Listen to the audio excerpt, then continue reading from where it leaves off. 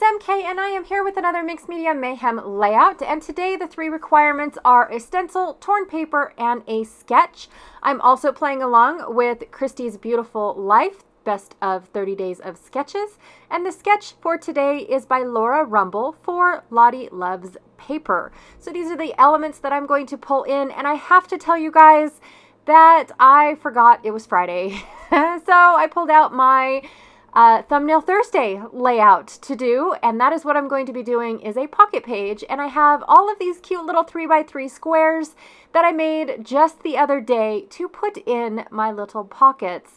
And then of course this piece right here will be used on the main element, or as the main element of my layout. I have these brads that I told you guys I was going to bring back and use as embellishments or little enamel dots rather than on my little 3x3 squares.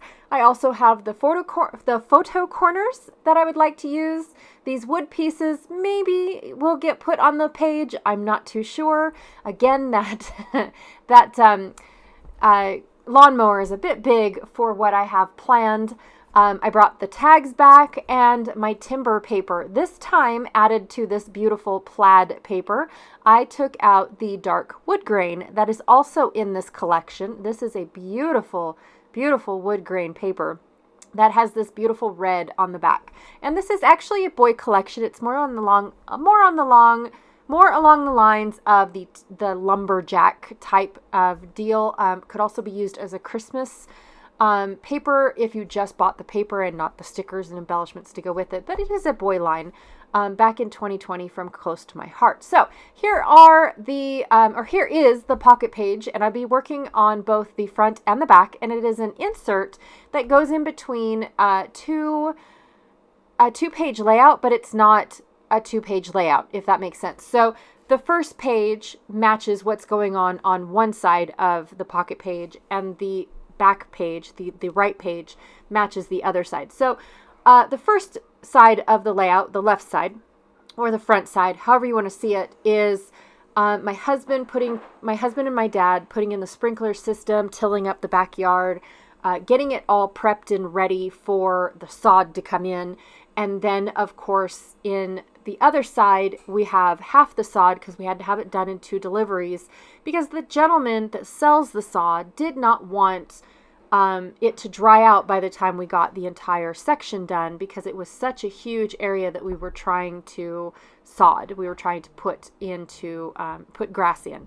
So he basically said that it was going to take a little while, and he recommended it be in 2 sections rather than all in one. So he gave us 2 days to lay the sod for the first truckload down, and then he delivered the last truckload. So that's how our sod got laid in, and it is beautiful, you guys. Oh my gosh, it is like the greenest carpet I have ever seen. It is so thick, so luscious, and especially for my deserted area here. Okay, so off camera, I cut all my photos down to size and I matted them on all of the pieces. Now, while I was babbling, I did not have enough plaid pieces for all of my 3x3 little squares, so I had to pull out some green cardstock, which actually worked out really well because I needed photo mats for my main photos across the center of this really cool pocket page. Now, I picked up these pocket pages a long time ago, you guys.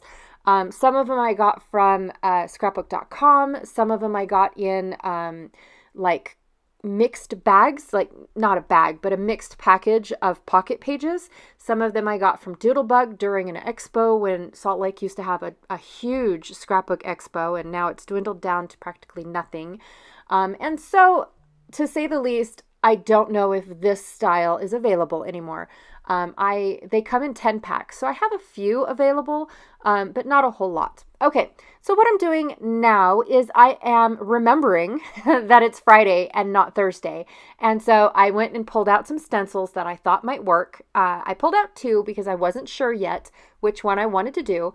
And then, of course, I had torn paper. So I tore the rest of this cardstock. This is the last little piece of cardstock that I have left from doing my 3x3 photos and the photo mats for my main photos, all that stuff. And what I did was I tore them, then took my fringe scissors and made them look like grass, which is perfect because it was actually easier than going to my Cricut and making grass pieces, which is what I was going to do for this layout.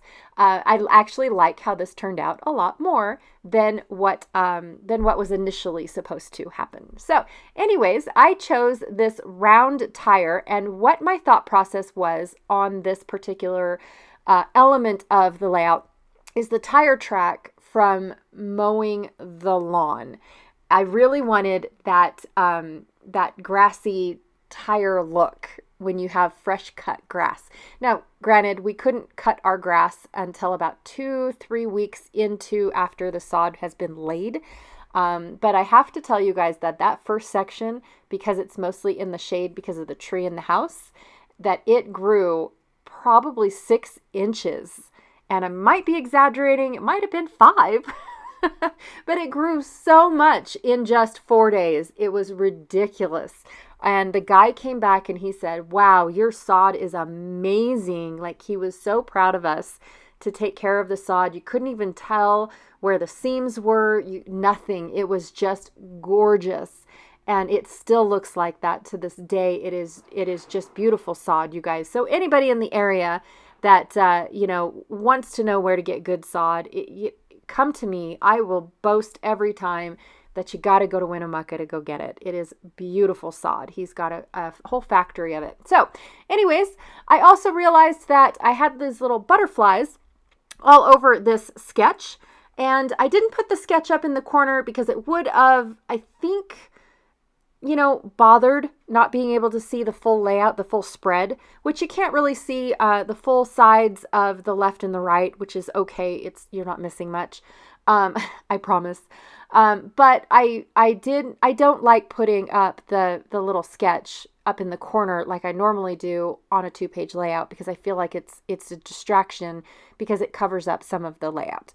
So anyways, on the sketch, there was little butterflies going around, flying across the center of the page, and then also what looked like stitched lines. And so my tire tracks represent the stitched lines, and then what I'm going to do is try to bend and maneuver the grass to also look like that, the stitched lines. And so I'm just going to kind of have them go wherever they land in a specific order. So if you notice, I don't know how to say this exactly, but if you notice, the grass, when I ripped it, it had white spots. And so what I did was I flipped it over. Now I have 2 different shades of the green, because Close to My Heart cardstock is fantabulous, you guys. I can't boast about it enough.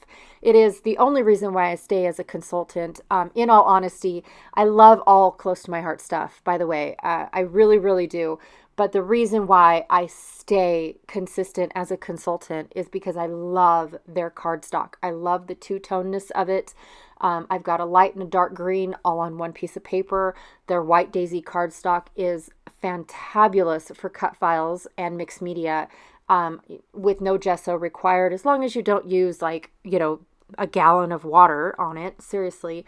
But it does hold up to quite a bit of water without needing gesso. And so I just can't boast enough about Close to My Heart's cardstock, you guys. It is fabulous stuff.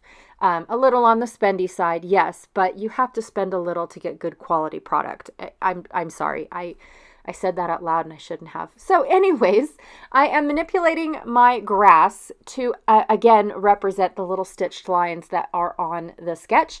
I also tucked my photo into that Polaroid frame that I made as a cluster in a couple videos ago, and I am so happy with myself that it actually worked, that it actually looks really good. I had no intention of doing that at first, but this cute little guy came out when we were putting down the second section of sod, and he came and started crawling up along the house, and the kids were kind of following him, and he made it to the back door, and of course the kids didn't want him to get slammed into the screen. We've got one of those screens that you open it and it slams shut. It's made to do that.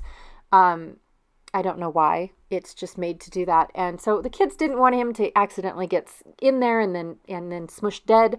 And so I told him, I said, well, pick her up. and they didn't have a clue as to how to pick her up. And so anyways, I picked her up and took her out into the wild, as my children call it, which was just on the other side of the fence, farther into our backyard. We have what we call a kennel in our backyard, and that is the chain linked area of our property.